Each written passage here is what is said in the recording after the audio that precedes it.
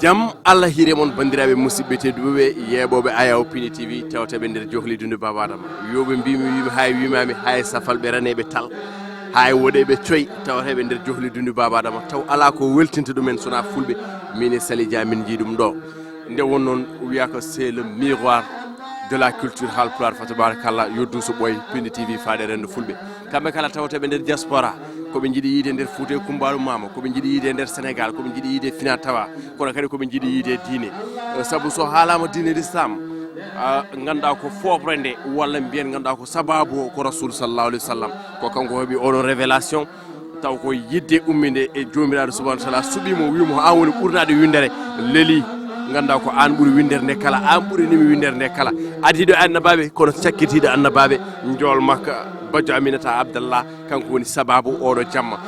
o noon so haalama haqqillaji ne jaaha banggueji kewɗi saabu son nani oɗo Allah haqqillaji moon ma dutto e oɗon ɓiɗɗo Mama Astou Dianka e oɗon ɓiɗɗo Elhadji Abdoulaye Niass mo ganduɗa bamum waɗi bindanɗe kewɗe saabu saɗa haala tata ɓurɓe windude nder Sénégal a limtaten bammakko kanko woni manan diɗorno joom faydu kanko woni cheikh l'islam kanko woni mo guinnata faabo ma kanko woni mo jakortoɗa ganduɗa tigui ara heede sarama jagga banggue jagganma banggue on woni mayɗo jewto wurɓe mayɗo kumto haajuji wurɓe birniɗo kono keddiɗo e nder ɓerde kanko woni Elhadji Ibrahima Niass wadde oɗo Allah nawma Medina Baye mo Kaolack dangan to ganduɗa tigui jooɗi toon hande ko Cheikh Mahi Niass eɗen mbiya yo ɓooy dusrende julɓe ngo kono sa nani oɗo Allah nawma Madina goɗɗo caggal Madina Tulmunawara caggal mo Gounass o caggal mo Kaolack dangan o goɗɗo nanɗo e nder Daara Halayɓe taw joƴƴin ɗum ɗo ko moƴƴo Hammad Aliou Raky on woni ceerno Cheikh Mouhamadou Nouroudine sa nani Nourou noon firti lumiére hayso tawi ganduɗa ko arabe men woɗɗani on noon sa yettani sababu o wamande jomiraɗo subahanahu wa taala sababu o gandudiral men makko en ɓooyi yiidemo kono eɗen gandi ko jettiɗo wawi yettintema holmo yettani so wini yettinma ma adde ha koni joƴƴinma ɗon wontema nan jiidono digali podojo promesse fa tabarakallah jettiɗo nini o ko ɓiyu ko cirltiɗo makko ko sehil makko kono ko almudo zati e makko laati ɗum ko alda e luural kanko woni Sali Dia debbo mo Agnam Sali en garin ɗo rawane jungo so ɓooyi gaska wonko tawi toon te so tawi toon hunde en tant que nanani gulaɗi femme ko tawi nder gaska o jaam nde tawno ɗen gaara Halayɓe rawane addani pindi ko heewi ɓeydi pindi ɗo woɗɗi nde won noon so tawi neɗɗo towani tawni ko towɗo mo woni mo towani towɗo men o ko towɗo nde won komo Allah towni jaaɗo e goto eɓe ganduɗa ko moderne o yahata e diine l'islam omo woɗɗi ɗum modernisé omo fota ganduɗa ko la jeunesse ɓe ganduɗa hande karodini ɓe ganduɗa ko koyɗe tiiɗi waɓene Moussa Niane jiraɗo foof ko suwaɓe kala mo jiiɗa hande kadi ene fooɗa ene fooɗa oɗon salatul fatihi lima oblique wadde en jettimo en mantimo minen kadi min guitta jettoje faade ma yettinmo saabu an aɗa yettimo kanko ceerno ɗon Nouroudine Mouhammad Allah jarama Seydi Niang Moussa Mignam en calmini en juurima dendagal yeeɓiyankoɓe piindi e duune Baba Adama kadi eɗen jetta Allah nde Allah hokkuno en tawede rawane tawtorɗen kadi hikka e tawno ɗen gandi hewɓe tawanoma rawane tawaka hikka kadi ɓe mbaɗani ko tagui Allah subahanahu wa taala o nawiɓe enen en mbaɗani ko tagui Allah subahanahu wa taala o ɗacci en ɗo wadde noon so tawi en tawtorama hikka en jettaɗo Allah eɗen mbawno tawtorede kadi Moussa Mignam mbawen ummade Dakar rawane garen ha ɗo e Daara Halayɓe hikka mbasen wawde dañde no garduɗen en jetti Allah kadi dokkuɗo en fattange o hokken cellal o hokken kadi wawde sabobinde o yettini kadi sababu ha mbawɗen arde kadi ha ɗo e nder Madina Baye ɗo e Daara Halayɓe kono mbiɗani so tawi wiyama hande jamma mawlidul nabi sallallahu alaihi wasallam ene foɗen gandi kanko woni ɓurɗo ɓurade windere tawde noon kanko woni ɓurɗo ɓurnado e nder windere so tawi wiyama jamma makko alay saago yimɓe mawnina ɗum kadi Moussa Mignam kala mawniɗo jamma makko mawna e nder hen eɗen ɗo noon so wiyama Cheikh Nouroudine Hammad Aliou Raky wiye talibé Baye wiye muqaddam Baye wiye soldatu Baye wiye mo ganduɗa nannoɗo e leyɗele ɗe ganduɗa ko leyɗele hefreɓe o tawi wona julɓe o tumni ɗumen o fotti ɗumen o waɗi ɗumen kadi almuɓe tijjani o waɗi ɗumen tigui julɓe tigui haqqan par ce que ɗen gandi won leyɗele ɗew rewi kono ko ɓuuri hen ko ɓoyde e leydi ndi ganduɗa to Gabon enen fof ɗen gandi o waɗi hon 38 ans mo ganduɗa tan ko joɗiɗo toon jiiɗa kay ko yahata mo ara ɗumen mbawa limdu ɗum e duuɓi kono eɗen gandi o tumnir won gaboneji ɗi gasata hande kala ɓe jiiɗa hande eɗen gona e ambassadeur uji e leyɗele safalɓe ɗe ko ɓuuri hen hewde ko kanko tumni ɗumen hokki ɗumen wirdu tijani ha hande machallah ko mbiyata ko so tawi kefere tuubi sa renaki diwta hay julɗo jibinaɗo e nder l'islam wadde noon on so tawi kadi artiɗo e nder leydi muɗum hande o jottima ɗo e nder leydi makko ko wanno Gabon ko haɗen waɗi ko ɓuri ɗum ɗo e nder Sénégal guilay to e Dakar to e zawiya makko Liberté 6 ha ɗo e nder Fouta ɗo e Madina Baye woni no mbiɗa ni so wiyama Nouru wiye lumiére so yimɓe jii oɗo galle jiiɗo dari ɗo eɗen gandi ko lumiére wadde noon inde notima joomum te lumiére foof ene heeɓo hen ɗum noon ko wiide tan bandiraɓe eɗen ñagunoɓe Allah hande kala ko woni ɗo moƴƴere kala ko duwa ɗo kala ko woni ɗo e moƴƴere kala ko ñaaga ɗo kala ko rewa ɗo Allah yo Allah feccu en e barke o enen arɓe ɓe fecca barke ɓe garani ɓe fecca ɗum barke e leydi ndi fecca ɗum barke kadi e continent o fecca ɗum barke adunaru ndu foof Moussa Mignam ko noon tigui Sali Dia ha joni min paranema amin gandi ganduɗa tigui no mbadu noon onon ɗiɗo saabu inde wonde ala ko papa saabu ganduɗa tigui wona ala audience ma walla ma naɗo walla natta ala ka jettiɗomo ko jettiɗomo ko kokkuɗoma kono ko Allah hokkuma fartague mbaɗe noon déplacement Pini TV e événement baɗo ni holko mbawɗa hen artande eyyi mbawa men artande hen tan yimɓe ko yettere Allah woni no mbiɗa ni caggal nde woni jinnaɗo meɗen kanko Cheikh Nouroudine o woni kadi sehil meɗen o woni kadi ceerno meɗen ɗum ko yettere Allah par ce que mboɗo heewi wiide ɓiɗɗo sa jibinama a dañi jinnaɓe a nanini jinnaɓe ma sa mawni waɗa feere daña wasilu e tawno halpure ɓen kewi wiide saɗa fooɗo ko teddi yataɗa ɓagguiɗo tiiɗi wasila kadi ko goto tan wonata so tawi a tiiɗe mamamo a hooli mamamo a rewre makko sabamde yettade Allah o yettinma Allah ganda Allah keeɓa Allah mo heeɓi Allah fo heeɓa fofof haydara rankata wadde noon so tawi Pindi TV ummima guila Dakar ari ɗo waɗi fodde muɗum par ce que ene fooɗe gandi Pindi ko télé halpureɓe foof Pindi kala kono moƴƴi ene yiiɗi ene yonno ɗum wadde noon en jetti ɗon Allah en jetti ardiɓe galle ɓe bandiraɗo gorko Daoudou Moussa Dia en jettima kanko woni PDG meɗen kono noon en jetti directeur meɗen général Kabou Samba Diop mawɗo ardi bonnani kala ɗo mbayniɗen omo andi ko moƴƴere omo yaade e meɗen omo waynini en kadi omo welto omo hokken duwaw kadi ɗo gonɗen fof kadi omo wonde men tawno oppata en ndeƴen hay ñalawma goto omono nodda omo ƴeewa sawi eɗen ñaama eɗen jara eɗen celli wadde noon so tawi Pindi ari ɗo yaltinde ko wayni ko yidde tigui tengtinde l'islam hande kala ko mbawɗen yaltinde kono yooɗa kono feewa ene moƴƴi ko aduna jeeya kono oɗo jamma ene moƴƴa garen kadi kolɗen kadi yeeɓiyankoɓe Pindi TV e hande jamma mo ganduɗa ko rasulullah sallallahu alaihi wasallam ko noon tigui eɗen gandi so manti ɓeɗon ko hunde fonde wonde ko hunde hande wonde Sali en ji ganduɗa ko toutes les nationalités sa yerodiri ɗum e rawane ziyara rawane e hikka o holno wayatema comparaison e comparaison ko ñagade ko weltanade Allah tan nde tawno e mbi neɗɗo ñagoto Allah tan e kala ñalawma aɗa ɓeydo en gari ɗo rawani en gatti ɗo hikka eɗen ñaguel artuɗo mo wuuri en jiiɗo safalɓe wona en jiiɗo ɓaleɓe te safalɓe raneɓe tel kadi haaloɓe pular en jiiɗo kadi ɓe ganduɗa ko gona hay Sénégal gummi wona kay hay Mauritanie gummi tawni koye nationalité ji goɗɗi gaari tawni nanta hay pular guila e malieji hay gaboneji wadde ɗum ko hollude tan l'islam ene jogui doole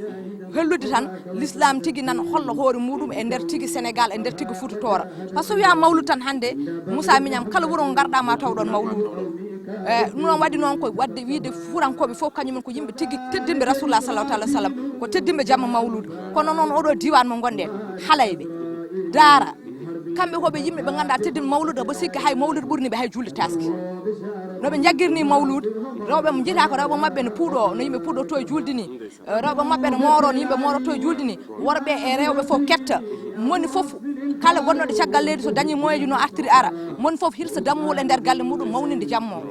wadde noon ko wiyama hande ko wayno daara haalay ɓen ko wiyama hande haqqillaji men jaa ha toto boyinaji en ɓen fof ko yimɓe ɓe ganduɗa mawninɓe oɗo jamma ha jammo ala mo ponni ɗum ɗum noon woni ko wiide tan ko yettere Allah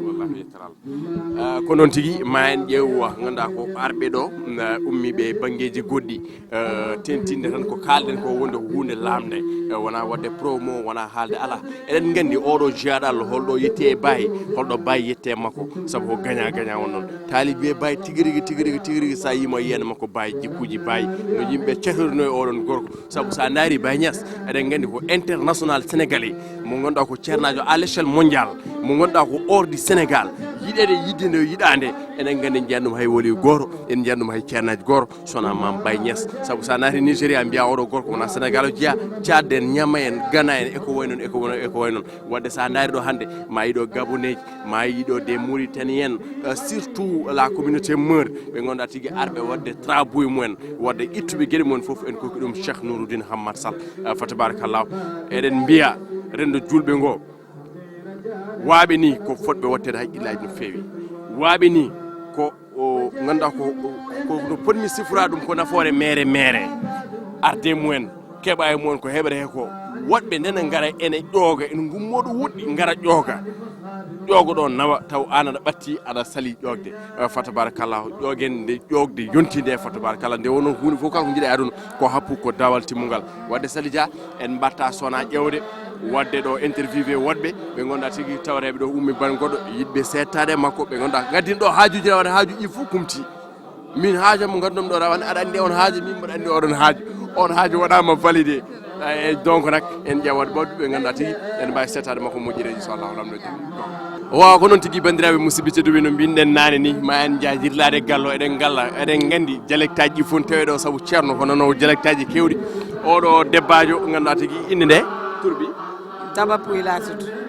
Daba Pouy. Daba Pouy ñëwoon nga fi daaw Daba gisoon nga fi lu rëy nii waaw secteur bee métti. daa métti man nag xoolal ko noon tigui bandiraɓe musidɓe tedduɓe no mbiɗen ni ma en jaa wadde interview fe ɓen ɓe ganduɗa ko ummiɓe nder Diohli Baba Adama ummiɓe nokkuji kewɗe nder Sénégal taw ganduɗa ko wona fulɓe tan oɗo sohnajo ganduɗa tigui ko keftinaɗo ko organisation ɓe o jogui sohnajo inde nde aɗa wawi indirade Daba Pouy o wiyete to gummiɗa fan nga jogui Dakar laa jógee. Dakar nga jogui simplement pour mawlud bi Dakar nga jogui pour mawlud bi ni waaw Dakar laa jógee spécialement pour mawludu Cheikh Nourou. ñu kontaan mawlud bi rafet neex suñu sëriñ Mawlana Cheikh Nourou mu bëgg yoon ci Yàlla Muhammad lool sallallahu alayhi wa sallam ba tax na mu jëmmal lu toll nii at bu ne mu koy def di ko perpétuer et donc ren nekk jour bu spécial bu gën a neex parce que at bu nekk day gën a neex Cheikh Nourou macha allah yoon ci Yàlla Muhammad moo toll noonu rawatina suñu sëriñ bi nga xamante ne daf ñu nàmpatal ci loolu bëgg loo ñu yonent bi ba tax na amul tànku gannaaw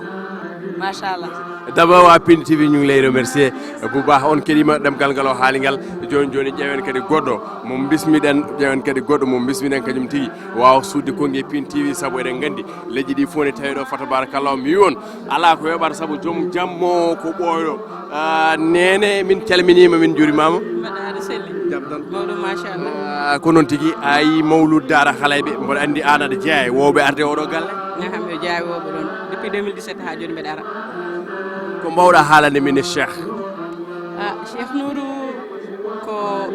ceerno men mais ko nehowo ko pewnitowo ko baajotoɗo ko neɗɗo mo ganduɗa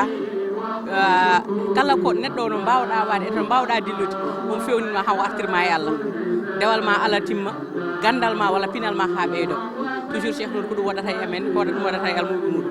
arin ɗo rawane holno jiruɗa rawane hikka sa yeriri ɗum ko mbimami ko depuis 2017 ha joni mbeɗa ara guilto wonno tan ko hirde ñalawma waɗeteno ha hande almuɓe ɓe ɓurtimo doole on wahi wetti wadde ɗum ha jamma ha weeta kono hitande fof ko ɓeydoto hitande fof yahata ha diwa nattat hejje e suudu he nattat hedde e caali he nattat hejje e hakkude dingiral he base uji ɗi keewi koko yettere Allah tan wonnoon ko sa noddi hunde ko Allah tan ko juuti ko fof ko Allah tan tawete ken so neɗɗo yeehi arti tan enen fof ken ɓiɓɓe senaɓe enen fof ken ɓiɓɓe anduɓe so tawi ko noddi ko so wonno ko ngam won alano hen rek kala jaaɗo artata kono wonno ko Allah tan woni hen ko ɗum taki kala jaaɗo ko artat jarama yo Allah hokkenteɗo saaha muuri en beltanimo kankone e disponibilité mo hokken fa tabarakallah e ceerno ba kañum ne il faut jeehen voilà papa annene hol konguiɗe mbawɗa werlade en seeɗen faagu faade ceerno seeɗen faagu faade mawludo seeɗen faagu faade tigui ganduɗa ko darde ndeɓe daari nde walla kanko darde nde o daari nde holko mbawɗa werlanade min kongi seeɗa eyi assalamu aleykum wa rahmatullah adi fof mi salmini on ñaganima on Allah kadi moƴƴere mi ñaganima dendagal arɓe ɓe ɗo e yinnoɓe arde ɓe dañaɗe ɓe fof moƴƴere Allah yo Allah waɗ ɗum ko heddi ko yettude Allah e nula ɗum yettande kadi ceerno Allah e nulaaɗo mum sababude kala ko jiiɗa e ko anduɓe mbiyata ko kullu shay'in lahum sababu ko jiiɗa fof ko sababu e kala ko jiiɗa ɗo ko waɗa ɗo e ko daña ɗo e fof ko sababude ceerno wadde eɗen jettanamo Allah e on ɗon fannu e darde nde o darni l'islam gila ɗo ha caggalide mbe sikki ceerno hande wona Daara tan jeyimbo wona Sénégal tan jeyimbo ko l'islam monde entier o jeyimbo e darde nde o darni l'islam e gueɗal ngal o darni e fodde nde o waɗata e l'islam e banggueji ɗi fof wadde ñagonto ɗembo Allah tan ko yo Allah junno balɗe moƴƴina battane ɗe yo Allah kadi rokku en kadi kene rontina ko wayni ha gueɗɗe jaar yeeso min mbiyetemi ko Bela Dia jeeyami ko Jama Alwali e ko toon babam jeeya kono nenam ko kalajo par ce que ceerno oɗo yummiraɓe amen jiiɗi yumma e baba nenam e yaye mum ceerno jiiɗi yumma e baba ko nenam rewe yaye mum ceerno nena makko wiyete ko Kade Sada min nenam wiyete ko Hajirata Sada ene wayno garmi ɗo koye nokkam e fof waɗi ko sababu o kono fof ko weltanade ceerno tan kadi e yidde kadi sembinde e ko ceerno yiɗi wonɗo ko alay saago hon yimɓe fof mo fof dara waɗe fodde mum ɗum woni garagal kono machallah hunde ene fof jii minen min gari ɗo ko guila heccanki kono hunde gueɗe ɗe woni tan ko yaaruwi yeeso ene feewi ñamama yarama yewtama ewa dewal Allah dañama hen gandal dañama hen fof dañama hen ñagoɗen Allah yo Allah yaari ɗum yeeso ononne kadi on min jetta on onon dariniɓe heɗɓe karallagal banggue saktude ɗum ɓe min ñagonomon Allah yo Allah ɓoyni mon e meccal ngal e rokka mon hen kadi ɓamtare e yaari ɗum yeeso machallah on jarama en beltanimomo kanko ko bandiraɗo kono ko almuɗo kono kadi ko jettiɗo e galle o fa tabarakallah ceerno Bassirou an ka goto yeeɓiyankoɓe Pindi TV ka jiɗɗo Pindi TV ka jiɗɗo ceerno Nouroudine holko mbawɗa haalde Pindi TV kala ceerno Nouroudine machallah Pindi TV ko ɓeydima ƴettude hen gueɗe kewɗe ɓeydima hen kadi finande ɗum machallah kadi mboɗo yiiɗi ɗemgal kadi haal Pulaar en ko keɗinomi ko Pindi TV kala moom jaltini vidéo walla ɓeydo weltade hen kadi mboɗo ɓeydo kadi ƴettude gueɗe kewɗe machallah alhamdoulillahi rabbil alamin kadi mbo yii kadi ɗemgal Pulaar ten haale mbo yii kadi wonde ɗon mboɗo ɓeydo kadi famude hen mboɗo welto noon mboɗo weltini hen hayre gollere Wuro Nayyi to jeeyami hayre gollere Wuro Nayyi mi salmini kala bandiraɓe kala hayre gollere Wuro Nayyi aɗa sohli Pindi TV arto machallah kadi mo dañi kay min hooram mbo yiiɗi kadi Pindi TV gara on par ce que eɓe pindina jamanu e pindina aduna o kala ɓiɗɗo puɗɗo gono e leydi aduna he biyo mbimami par ce que kala jeeɗo Pindi TV kadi ma ɓeydo kadi andude ko heewi abonné Pindi wona inchallah on mbaɗi hen abonné min mbaɗi abonné mbiya kamɓe fof yo mbatton abonné ma Pindi ar ha yettaɓe so Allah lamɗo jaawi inchallahu rabbi baba nelaɗo Allah ko yaltuno aduna ko duuɓi ujunere temennayyi e goho manam 1401 année ko yalti aduna te hay goto meeɗa yiiɗi photo makko hay goto meeɗa yiiɗi vidéo makko hay goto meeɗa anande sawru makko ko yimɓe ne jiiɗimo nden yiide nde yiɗino yettade yettiɓe Allah ko holko mbawɗa haalde oɗo jamma kalnamine ceerno Nouroudine kalnamine Mawludu kalnamine Daara Halay eyyi ko kalɗa ɗo ko mbiɗa duuɓi ujunere temedde nayyi e goho ko yalti aduna tawi o photo makko waɗaka vidéo makko yaltani sawtowol makko yaltani kono ko yalti ko ɓuuri photo ɓuuri sawtowol hayso o darinoma diwata ɗon saabu hay goto dañani ko nelaɗo Allah dañi ko saabu kadi kala ko dañira ko saabu nelaɗo Allah saabu kala neɗɗo mo Allah rokki gueɗal Allah ƴettat gueɗal ngal to mum ko Allah woni moƴƴo ko Allah woni joguiɗo ko Allah woni bawɗo nelde jiyaɗo Allah o gueɗal ngal kono kanko nelaɗo Muhammadin sallllahu alayhi wa sallam ɓe tawno Allah yiɗimo fiɓi ɓurnudemo windere nde ƴewde Allah wela ƴettude gueɗal ngal tottamo nde Allah ƴettimo ko ga yimɓeɓe goni ga nayi moto mum itti gueɗal ngal tottimo waɗimo moƴƴo ɗum waɗi guila ñande hen ha yetti oɗo ñalawma hande a dañata moƴƴere so wona e moƴƴo ƴeew juulu e forde ko Allah noddi nelaɗo Allah nawi ɗum haata mum ƴetti juulu ngu tottimo wimo nawtan moƴƴuɓe guila nden ha hande ko moƴƴo tan yiɗata moƴƴo enen addi men ɗo ko yidde moƴƴo ceerno Nourou Hammata Liwraki Hammadi noon kankone ko jiɗɗo moƴƴuɓe ko jiɗɗo moƴƴuɓe Allah waɗanimo moƴƴere ama waɗa jamma nelaɗo Muhammadin sallllahu alayhi wa sallam ɗo e Daara Halayɓe kala mo Allah yeeɗi ina jogori dañde moƴƴere Allah yeɗɗo hen nde tawno Allah gasata moƴƴere Allah gasata a nokkat tan ha tampa jaaha goɗɗo ara nokka ɗum noon enenne en gari yeɗade hen yo Allah rokku en barke nelaɗo Muhammadin sallllahu alayhi wa sallam ononne on jarama yo Allah tinnu on ɗi jaahi nabil Moustapha salli ala Muhammad weltanama min weltanima Allah beltanimama on yihu pawa haale oɗo ɗo tan haɗata haala moƴƴere ko moƴƴere tan yoɓirte nden moƴƴere nde Allah yiɗi nelaɗo Allah yoɓe hen kala moƴƴo kala jiɗɗo nelaɗo Allah Allah moƴƴe mum fa tabarakallah o jammo yahat ala dawme Ali Fall jammo noon o jogorani webde saabu ko jiiten ɗo ho ɗiɗo otoji ɗiɗo vewiɗuji gummiɗi bangyo bang garɗi Ali Fall en jahat ƴeewen ko woni nder baso par ce que ɗum ɗo ko rus e gundu so ar eɗen daara kadi ma en mbaɗ ko heewi so Allahu lamɗo jaaɓi maɓe jii ala ko goppantemɓe ɗo so Allahu lamɗo jaaɓi Ali Fall en jahat nder basoji en ko woni toon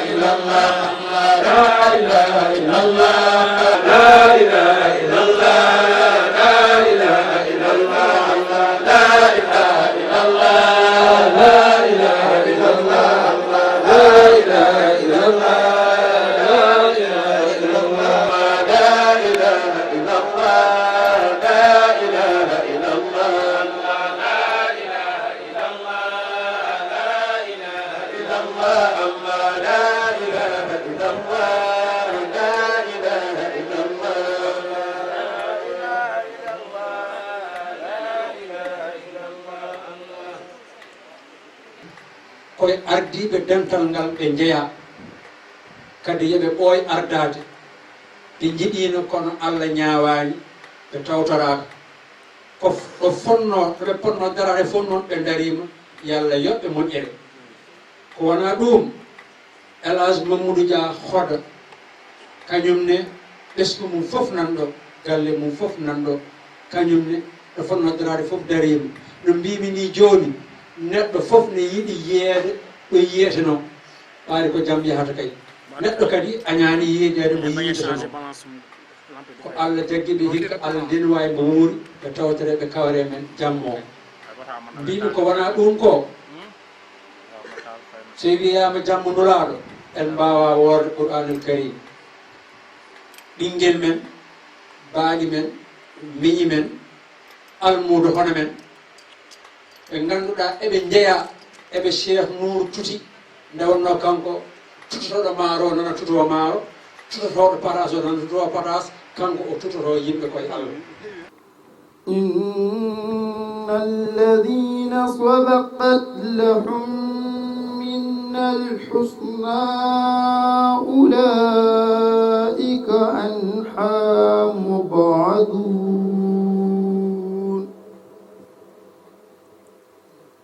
la yasma'una hasisaha wa hum fima اشتهت أنفسهم خالدون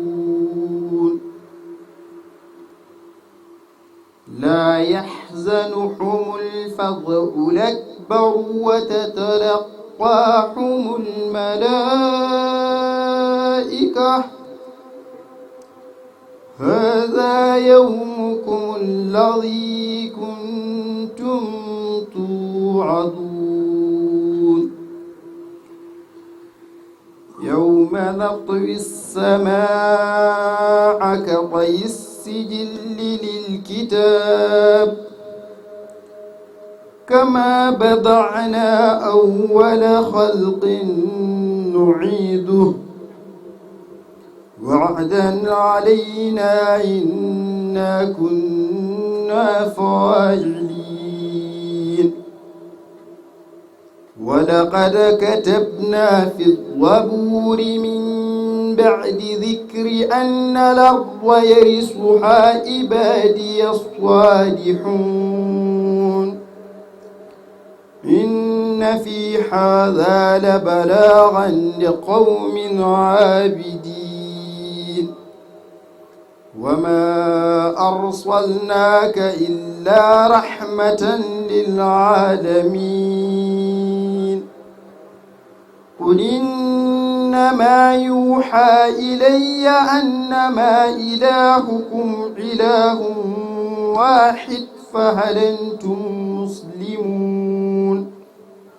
فإن تولوا فقل أنذرتكم على سواء وإن أدري أقريب أم بعيد ما توعدون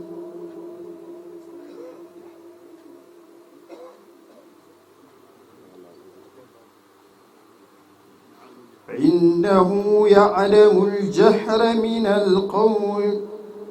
وإنه يعلم الجهر من القول ويعلم ما تكتمون وإن أدري لعله فتنة لكم ومتاع إلى حين قل رب احكم بالحق وربنا الرحمن المستعان على ما تصفون صدق الله العظيم ɗum noon ƴeewe tan huccande ɗum ɗo no jammo ɗiɗi woɗɗoyde seeɗa ene wayno hono tembo ko halfin mene o koko fewte le rôle de l'islam dans la transition écologique et sociale sen piri ɗum e pulaar mbiyan hol darde islam jogui ko fewte baylugol hono saɗa potki kañum e renndo oɗon nganndi ko fewte baylugol saɗa potki hannde ene wayno ko kañum woni hannde ko tampini jamanu o ko tampini aduna o windere nde ɗum tagi hannde ɗum woni puccam ko fewte les décideurs au plus haut niveau. Donc comme je viens de le dire tout de suite, je m'en vais vous présenter le thème qui m'a été confié par le cheikh et qui est relatif au rôle de l'islam dans la transition écologique et sociale. Le contenu de la conférence se déroule là comme suit. J'essaierai de faire une petite introduction qui mettra en exergue le rôle ou les préparatifs actuels pour faire face au changement climatique. Ensuite, je vais essayer de rappeler, pas enseigner, mais rappeler, c'est quoi l'islam. Quand on dit l'islam, c'est quoi l'islam? Quand on dit le rôle de l'islam dans la transition écologique et sociale, ça veut dire qu'il va falloir rappeler les gens. Nous sommes tous des musulmans, mais il va falloir rappeler. Exactement. Donc, il y a l'islam. On a eu des maji, qu'on a une siftine, qu'on a dit, voilà, pour moi, c'est quoi l'islam? Mais il y a les stations de l'islam, maqamat l'islam, des stations pour le coding. Mais il y a l'islam qui est le dernier messager céleste, mais le dernier message pardon céleste. Mais il y a les valeurs de l'islam. C'est une valeur et nous avons l'islam tigri. Wani comme ko arabe mbiyata ko qiyam l'islam. Mais il y a les caractéristiques de l'islam. Hol fannuji ɗi ngannduɗaa ɗiɗo ko keeriiɗi l'islam. Les caractéristiques de l'islam, khasa'is l'islam. So ɗum yawti taade en ngarti e ndew ɗo toɓɓere en ndewi hollude yimɓe ɓe walla siftinde yimɓe ɓe ko l'islam. ƴeewen haala ko wiyete ko la transition écologique et sociale. De quoi il s'agit? C'est quoi la transition écologique et sociale? C'est quoi d'abord la transition? C'est quoi l'écologie? C'est quoi le social? Et c'est quoi ce mot quand on dit la transition écologique et sociale? De quoi s'agit-il? Mais il y a le lien entre la transition écologique et la transition sociale. C'est quoi? Quel est le lien qui lie les deux? Ngartene toɓɓere l'islam caggal en dokkuɗen définition de kolliɗen ciftine yimɓe ko wiyete l'islam, mais ngartu e toɓɓere wiyetende l'islam et la protection de l'environnement. Hol darnde islam dari ko fewte reede saɗa kotki. Caggal muɗum men ƴettu men ƴeew rokkude des recommandations pour protéger l'environnement, mais ƴeew rokkude tan basiyaji mbasiɗen yimɓe ɓe holko yimɓe poti wadde ngam wawde reende saɗa kotki muɗumen. So ɗum ala nde wonno yewtere nde ko renndani eɗen ndende funere hono aynul rahma to Mauritanie ene ari ɗo ene arde sette timmuɗo ene ummitiri Mauritanie men yewtotude on funere muɗum AIZ kañum nen jogii mudakala mo foti wadde heen ko fiyete campagne de reboisement ɗum woni musidɗo bandiraɓe men debbo hono Amin kañum ne ara e ndeɗon toɓɓere wawa rokkude mon hen wayno annama quelque chose de concret, c'est-à-dire un exemple concret des recommandations ɗi ngannduɗa mbaɗama ɗe kalandi e intervention men o.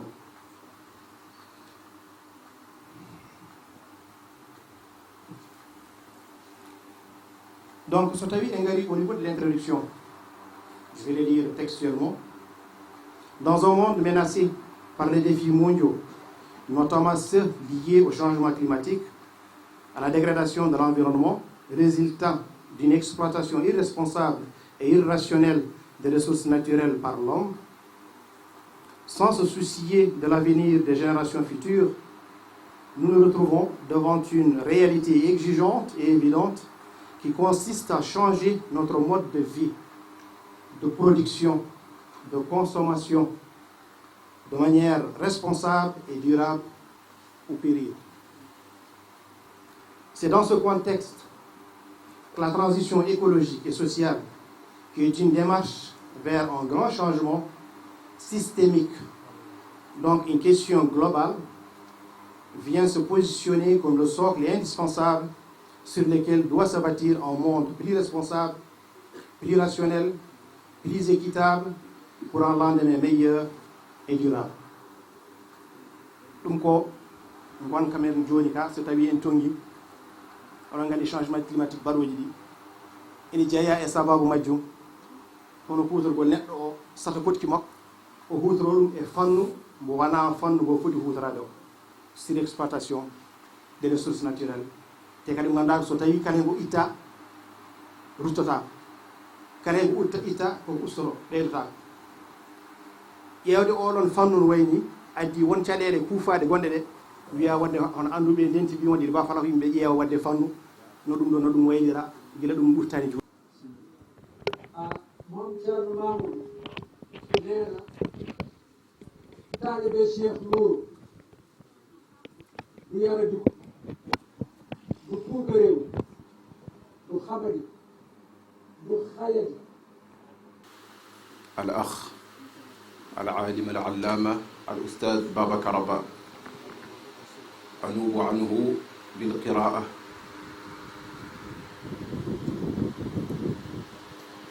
الحمد لله الذي جمعنا في هذا المكان المبارك، والصلاة والسلام على رسول الله وآله وصحبه أجمعين. أما بعد،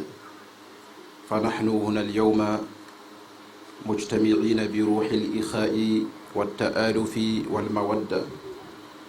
لنحتفل سويا بمناسبة عظيمة تملأ قلوبنا بالفرح والإيمان. إنها مناسبة ميلاد خير البشر سيدنا محمد صلى الله عليه وسلم. وكما نرحب بكم جميعا أيها الضيوف الكريم في هذا المجمع الذي تكتفي فيه القلوب بنور الإيمان والتقوى والتقرب إلى الله سبحانه وتعالى. إخوتي وأخواتي، يأتي ميلاد النبي صلى الله عليه وسلم كمنارة منيرة في سماء تاريخنا يسطع نورها ليضيء الدروب ويهدي الخطى. إنه يوم يجمع أو يوم يجمع بين الماضي والحاضر ويذكرنا بقيم السماحة والعطاء التي علمها لنا النبي الكريم صلى الله عليه وسلم. إننا إذا نجتمع لنتذاكر من صفات النبي صلى الله عليه وسلم. هذا ليس فقط للفرح والاحتفال، بل نستمد من سيرته العطرة ومواقفه عبرا قيمة في حياتنا. إنه رسول الله الذي جاء برسالة الحق والخير لهداية البشرية إلى الطريق المستقيم. إن مولد الشريف صلى الله عليه وسلم كان بداية لثورة عظيمة من العلم والأخلاق والتسامح. بفضله انتشرت رسالة الإسلام لتصل إلى أقاصي الأرض، وبهدايته استقامت القلوب والأذهان على منهج الصواب والحق. ويظل النبي محمد صلى الله عليه وسلم في كل زمان ومكان أسوة حسنة لكل مؤمن يسعى لرضا الله سبحانه وتعالى. إنه صلى الله عليه وسلم الرمز الحي للتواضع والتسامح والعطاء. يقف كمرآة نقية يمكن للجميع أن ينظر فيها ويقتدي بها، ففيه صفات عظيمة تجمع بين القوة والرقة، الشجاعة والحلم، الصدق والوفاء. إنه يظهر لنا كيف يمكننا أن يكون المؤمن قويا في عزمه ومواجهته للصعاب، وفي الوقت نفسه يبقى دائم الرحمة والحب تجاه الآخرين. أيها الإخوة، لأن مولد النبي صلى الله عليه وسلم جمعت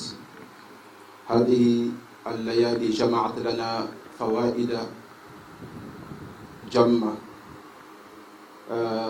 فرسول الله صلى الله عليه وسلم كما قال الله تعالى: لقد كان لكم في رسول الله أسوة حسنة. اختصارا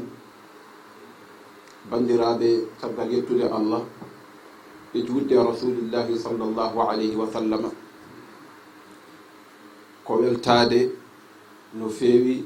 بجمع جبنيدي رسول الله صلى الله عليه وسلم. woni men weltade kadi e lomtade men musidɗo meɗen ganndo kanko windi oɗo khitabe e arabiya o wiya lomtoma woni oustad Babacar Ba. ala kulli halin en jiiɗa wasde humnude aadi o nde wonno noon ala kulli halin mawlidi nabi mo mbaɗaten to e kadi ko enen goni ardiɓe ɗum toon alay sago kadi so tawi ceerno men noddi ina mawnina annabi sallllahu alayhi wa sallam tawtora ɗum mo ngannduɗa cuɓaɗo sallllahu alayhi wa sallam kanko woni garal yurmede ɓamti julɓe towi garal ma Moustapha barkeji jowi garal ma nurɗi jalbini kammo poydam majal weltare jammaji ndungu loowi ndiyam ne maare soy ɓuuɓndu harti memoyɗe ɓerɗe giɗgol ma ɗe ngowi ko an iliɗo befal ma huɓni filti befal giɗgol joliɗe ɓerɗe juuwi ɗum noon ɓerɗe gonɗoɗo ɗe fof juuwi koye sewnde cuɓaɗo sallllahu alayhi wa sallam cuɓaɗo sallllahu alayhi wa sallam cuɓaɗo mo Allah hormi totti timmal mo ɓuri mum kuuɓi pilti jokli windere mo sabu godal daña yurmede telli nelaɗo e bille ari tawi noddi moƴƴere curam heɓata e haaldude jikkuɗa ha ne heewi no baade ina saɗi limde waadere ne fandini kartugol nunɗal muñal mum jurum timmal nabidi mo kewɗo deƴƴere ne hiiɗo nde haali jomum moƴƴini ɗum ne hebbini kersa herkitta e yewtere mo jandilta mo aybinta e konngol mo ñohata haalata bongol e soñcere nabijo belka nurɗuka laaɓka celluka so haali nuru yeyno hunca niɓɓere nabijo ngari jondi jalbuni ne ñilkano kanŋe wi hono nangue yeynere yoni sifamade jomma jaari man ma nde suuɗi sifima kitabun bindi deftere mi rewa pele yiɗɓe hami heɓtoɓe jaadal mi towa e dandu mantude ɓurɗo windere mo yiɗi ɓurne male aduna e laakara yarat ɗi gilli dalƴa e ɓernde heeñere dañat malu janggo wona sara sawdoɗa ha daɗat kuluhuli daɗat ñane ñalngu ɓittere giɗam ɗa ha e gonɗuka gonga temtuka ne ɓuranimi nene ɓuranimi baba sottere ne ɓuranimi jawdi ɓuranimi ɓesgu ruham mo huccitoma jeyeɓe tiɗɓe haɓɓere oumar ousmane aliyin yiɗɓe gonɗuɓe abi bacrin sifaɓe e moƴƴi ɗiggere ɓe lewi guese diine ɓe jarnoyi kokke belɗam ɗaɗam geno waaji hen fuɗi fetti yancere ko hen duri ɓerɗe kaaroye sirru godal ko hen keeɓi nuru nduncoye laabi niɓɓere kulol geno waaji gandal hunci birnal nde laaɓani ɓerɗe andude Allah gonɗere e godal ma daña godal daña kala ko sawe kammu saabu ma fetti abbere ema jawɗele barkini gurni ɗe gure sallllahu alayhi wa sallam ɗum noon yo Allah waɗi gilli meɗen e rasulillahi sallllahu alayhi wa sallam ɓoyno ɗo ceerno men jinnaɗo men sehil men giɗo meɗen bi jahi rasulillahi sallllahu alayhi wa sallam a cheikh mouhamadou nouru ɗum noon min beltima min juurimama e jamma annabijo sallllahu alayhi wa sallam min jafnima dental ngal pop anani e kadi min duwanima ɗumen yo Allah hokku men wattudinimo wuuri bi jahi rasulillahi sallah sallam hokka men barke jamma o e barke ceerno men e barke dendagal hadara o bi jahi rasulillahi sallllahu alayhi wa sallam hada wassalamu aleykum wa rahmatullahi taala wa barakatuh.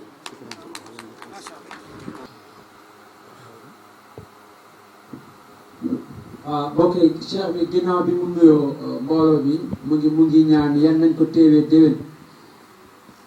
taw kadi eɗen ɓeydi en ustaki eɗen ɓeyde Allah subhanahu wa taala eɗen ɓeyde aduna meɗen fekk ñu ngi yokk ci yàlla sunu boroom ñu ngi yokk ci àddina te dara wàññeekul ci ñun ko teɓitade haala kaalaka ɗo tan e rendinde ɗum fodde ko yimɓe mbara famde hen mu ne li muy def rek mooy jafandu ci wax liñ fi wax dajale yëpp mën koo jottale nit ñi haalɓe ɗo e écologie ɓe hakkude gurdam rasul sallah alayhi wa sallam walla gurdam diine walla qur'ana e cafide neɗɗo mu ne ñi fi wax ci wàllu écologie ñi fi wax jëm ci dundu gëndi bi sallallahu alayhi wa sallam ñi fi wax jëm ci alquran ñi fi wax jëm ci kiyel gi ñu wër ñëpp min enen noon ko jinmi laɓɓinde ken mbaɗani mawludu ko conférence tan batten mu ne moom nag lu tax muy leeral ni ñun defuñu mawlud kese ko ay conférence la ñuy def parce que mawlud nan e nder wuuro he mu ne de mawlud mu ngi ci dëkk bi jiɗa waɗ mawludaji ɗiɗi mu ne bugguñu def ñaareele mawlud muy ñaari mawlud e oɗo saaha ci waxtu wi ɗum waɗi enen sen mbaɗi conférence men tan mu ne moo tax ñun bu ñu defee suñu conférence rek sen kaltiti buñ ci noppee rek jiɗɗo foof naata rewa Allah ku mu soob nga lafu jaamu yàlla jiɗɗo fof kadi ne yahto mawlud to mu ne kum soobi nga dem ca mawlud ga ɓe kattan ɗe dokkunode amen jahanno mu ne bi leen kattan gi bi ko kattan gi mayee daan na dem ɗum noon e nder conférence he mu ne kon nag ginnaaw loolu ci biir conférence bi eɗen ciftini yimɓe ɓe holko woni hen muyande Allah e jibne rasul sallallahu alaihi wasallam e holko woni muyande rasul sallallahu alaihi wasallam e men e nder gurdam meɗen mu ne ñun ci biir conférence ñu ngi ci fàttali lan mooy mébétu borom bi jëmale ko ci gën gi mbindeef ak mébétu gën gi mbindeef jëmale ko suñu dund ñun so wiyama gurdam noon ala loore acci mu ne buñ ne dund nag amul fu ci waar ba wona diine o tan woni gurdam neɗɗo mu ne du diini gi rek mooy dund nit ki wadde en kalata tan haala diine o e nder jamma he mu ne kon moo tax duñu wax waxu diine rek ci guddi gi ɗum waɗi en ƴettuɗen toɓɓe kewɗe mu ne moo tax ñu di pàcc yu bari toɓɓe de écologie noon mu ne pàccu écologie nag ɗum ɓuuri wonde hande jamanu o wonde haaju tagore nde mu ne loolee moo gën a doon ittey jamono yi tey moo gën a doon ittey mbindeef yi en nanni laddeɗi ɓurɓe sukkude nana cuma guila brésil ha amérique ha espagne ha europe fof no fotiri cumuji jama cumuji ñalawma jot nañ ci ne àll yi gënoon a naat yi gënoon a rafet ñi ngi lakk jóge brésil ba amérique ba fu ne ci àddina gi en jii kadi ne ko waɗi ɗeɗo balɗe tunisie ko leydi nana yerba asaman ene toɓa ko alda e gasde geeƴi nana fuusa ene yana e galleji ene yana e yumɓe mu ne gis nañu li xew ci Tunisie suuf si di yëngu taw bu dul sebet di taw géej gi di ball di tas di yàq lépp waɗen haalde haala écologie mu ne loolee tax ñuy wax waxu écologie cikkirene ko ɗum woddi en kono enen muɗum gondi mu ne ñu ngi jàpp ni sori nañu waaye ñu nag mooma ne kiiɗo nguleki nguloyi maha huuɓe en donka wonde hen mu ne tàngaay gi tàngaay nga xam ni nga tabax sa bâtiment mënoo cee ne mawɓe ene maaya mag ñi di faatu sukaɓe tokosɓe ene keddo hen xale yu ndaw di ci des ɗum fof eɗen gandi wadde danda en daɗani hen mu ne kon kay lii wana doon mandarga si ñun ni rawuñu ci muccuñu ci ɗum waɗi nanude en ndeɗo toɓɓere e nder hen mu ne moo tax ñu dugal pàcc mi ci biir tombe bi ci biir conférence bi tombe bi tomb bi mu ne moo tax ñu dugal pàcc bi ci biir tomb bi ci biir conférence bi mu ne moo tax ñu dugal tomb bi ci biir conférence bi tomb écologie ne wawi mataw mo famani hakkude alaqa hanko jokkodiral neɗɗo e catindi muɗum wiya holko waɗi ɗum e nder mawlud mu ne amaan na nit ko amul dégg-dégg ci lu jokkale nit ak li ko wër mooy kéew gi mu taxaw naan lu tax ñu dugal tomb bi ci conférence bi kono neɗɗo way noon waaye nee na nit a ni mel oustaz Ablaye Mbaye haali ɗum ɗo mu ne oustaz Ablaye Mbaye wax na lu ni mel o artiri en kadi ha e nder ngunan rasul sallallahu alayhi wa sallam mu ñu delloosi na yit ba ci biir dund gën gi bindeef sallallahu alayhi wa sallam taw ko hakkude men e makko directement mu ne suñu diggante ak moom directement taw rewroyani to gadoriɗen to te fekk nag jaarewul ca fanu tàmbalee woon oɗo haaliɗo sahih boukhari mu ne kii mujjee wax ni ci waxu kéew ji la wax li ñu wër kanko cuɓ o haali hadis labɗo sahih boukhari mu ne moom mi cuɓ wax ne leer teg ko ci hadis bi wax ci waxu kéew gi ñu wër o haali qur'ana mu ne wax na ci alquran ni nanno kam ma famde ndekete ko kalaten ko yaltani diine o muy lii kay nag mooy firndeel ni ñun li ñuy wax ni génnul diine gi eɗen mbawno nandude hen toɓɓe terrorisme mu ne mën nañ ci dugal tomb terrorisme eɗen mbawi nandude hen kadi violence politique muy mën nañ ci dugal violence politique faɗen koye élection présidentielle mu ne élection présidentielle lañ jëm wondu ɓennuɗen kadi woni am na yu ñu weesi ha ɗeɓɗen sikru ko hen enen fof keddotoɗen ba ñu dem ba yaakaar ñun ñëpp ci la ñuy des eɗen ñaagui Allah mu ne ñu ngi ñaan yàlla nde Allah dandata ene ɗum bi ñu yàlla di musal ci loolee eɗen ciftini kadi kamɓe ɗaɓɓoɓe ƴamoɓe lefol laamuɓe mu ne ñu ngi fàttali ñii di fas yéene labat nguur gi nde ɓe ballata windere nde bi ñuy dimbali askan wi nde ngala matiére premiére nde mu ne bi ñu amul matière première bi nden hay goto ala e men haaju boobee kenn amul si ñun soxla joni noon eɗen jogui ko sohla léegi nag am nañu lu ñu soxla koye sohluɓe en ɓuuri en doole te ñu soxla si ñun ñoo ñu ëpp doole wadde ko ma rentare mawde hawra hen mu ne kon nag wattu gu rëy dan fokk mu daje moom min dutto e hen nenne so Allah hokki en temps wawde wadde conférence mu ne seneen ci dellu yi bu ñu yàlla mayee jot mën a taxawal conférence ko ɓurmi wiide tan ko ɓurmi yidde wiide on tan mu ne lim ñu gën a bëgg a wax rek moo di ne ko yen ɓeyde tinnade nañu yokk góorgóorlu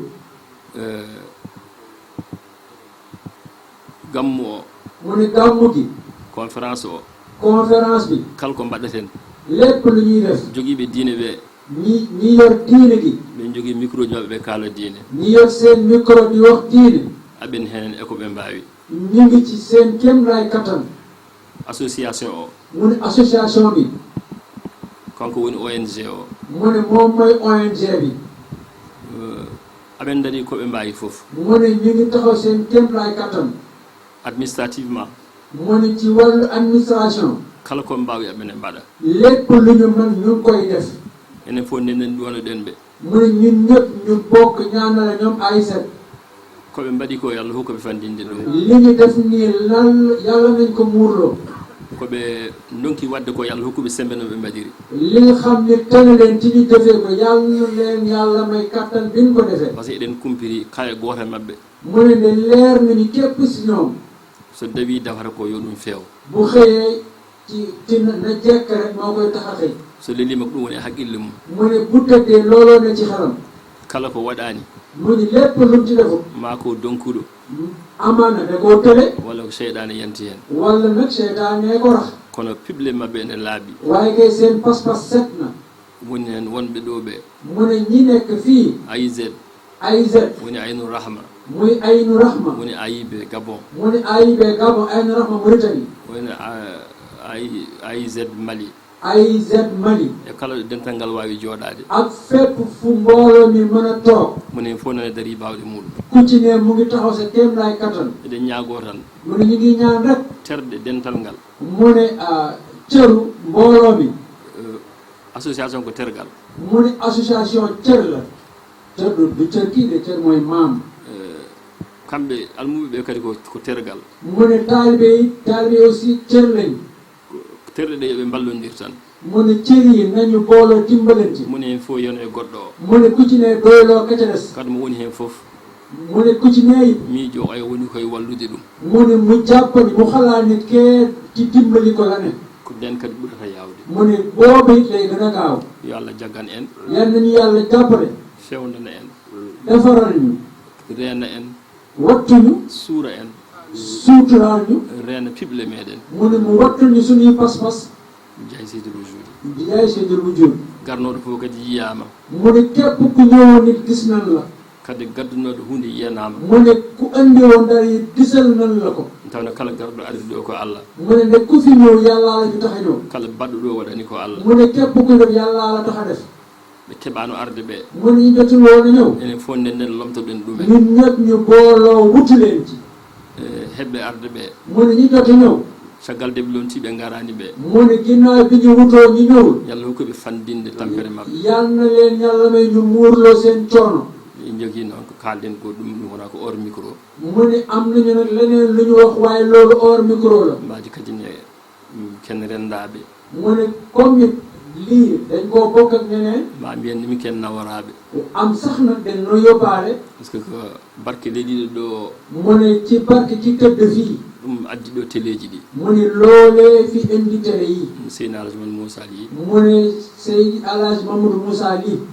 so tawi ken ɓesgu hen jeeɗen mu ne bu dee kay ci njaboot gi lañu bokk so ari ɗo eɗen keeƴa hen mu ne bu fi ñëwee ñu xecc sen keeƴi hen noon mu ne buñ ci xejee nag mbasen yejjidde ken heññaɓe mu ne ñu fàtte ni dañ ñu cee xejal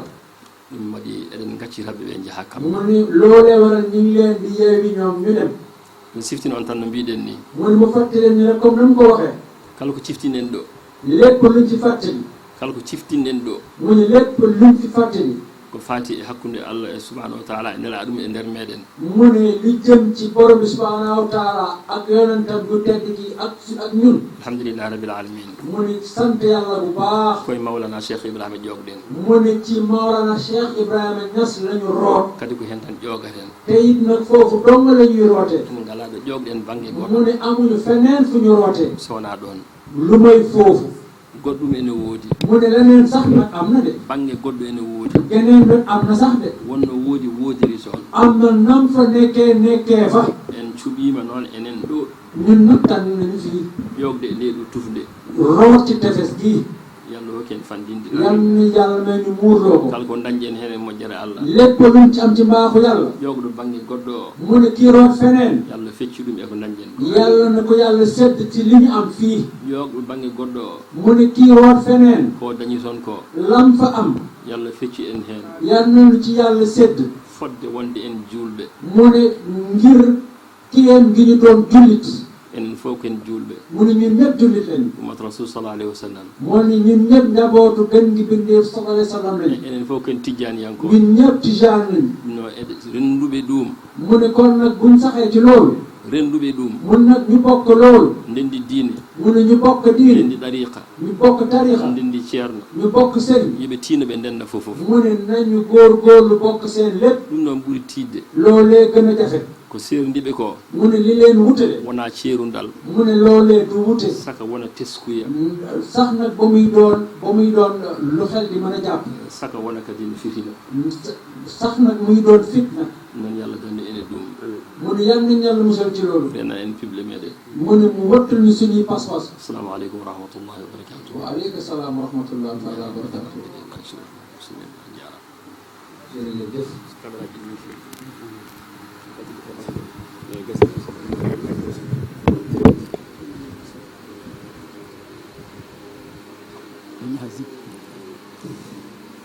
amuleen ñaan